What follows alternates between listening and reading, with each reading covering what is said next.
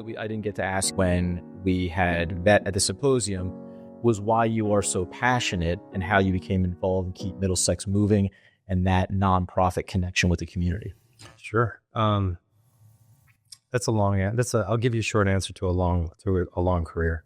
When I graduated from Rutgers with a poli-sci degree and history degree, there's no way I thought I'd be getting involved in transportation. And then I went to work for a couple firms, and then eventually settled in working for a couple assemblymen down in South Jersey and transportation, the Route 295 project. And where they were putting the light rail on that was a huge concern to everybody at the time. So I learned how to interact with public agencies at that point, and didn't realize that that would be a precursor. So then I went and worked for private industry, worked for some heavy highway contractors and some asphalt companies running those two organizations. Went over to Rutgers University for the Center for Advanced Infrastructure and Transportation, where we did research on transportation issues, accessibility to Access Link, New Jersey Transit, asphalt, intelligent transportation systems. So I got an even bigger introduction to all things transportation and got to see a lot of the state-of-the-art things ahead of time. For example, one thing that's relevant to Middlesex County is we got to see the Data City project, the Smart City, which is being done here. It's been going on for years. That was done in conjunction with Middlesex County and Kate, where I used to work, which is the abbreviation for the place.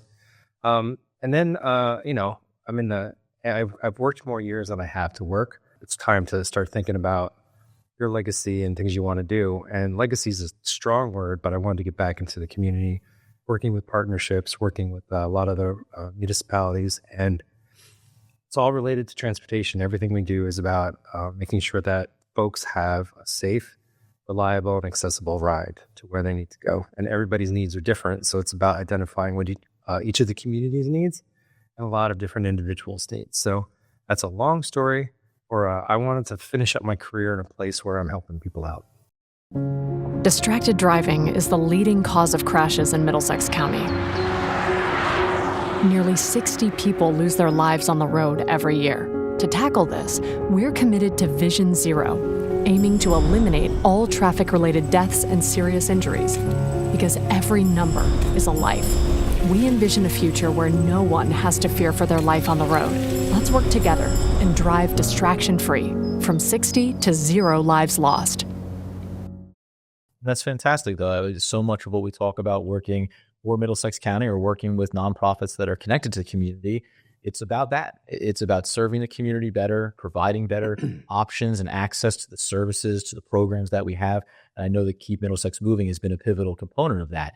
Now, one of the other things, obviously, as it relates to Vision Zero and the initiative that they're trying to accomplish in making the roads safer and more accessible, how has that connection been fostered between Keep Middlesex Moving and why has that been so critical?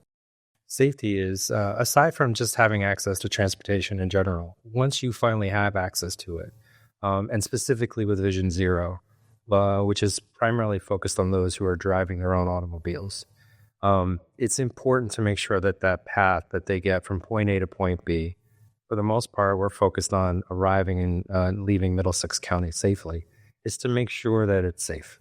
The county and Keep Middlesex Moving are moving towards promoting Vision Zero, making sure that these routes are safe.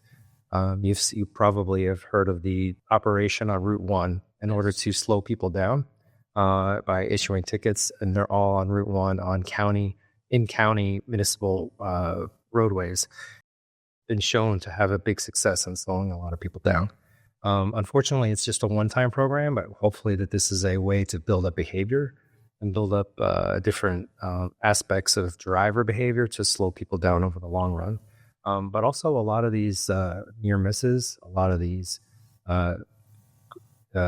crashes that do not have fatalities are also on county roads and municipal roads. So it's about disseminating that information down to the local level and anywhere that the county has jurisdiction.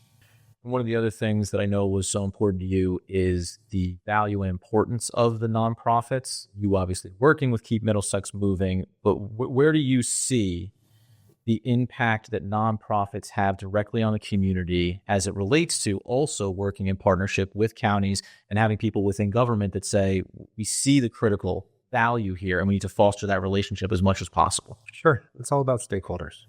So the county has its government mandated issues and what it chooses to focus on.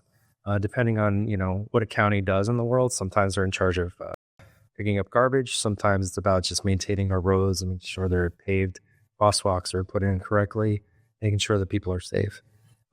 Working with organizations like ours as a 501c3 nonprofit, we are what is referred to as a transportation management association. So all of our funding comes from public sources. And every year we have to perform a work plan and make sure that we are doing what we do. It would not be possible without working together with partnerships. So even though we have the name Middlesex in our name, a lot of our work is done on the very local level and ensuring that we have some money in each community.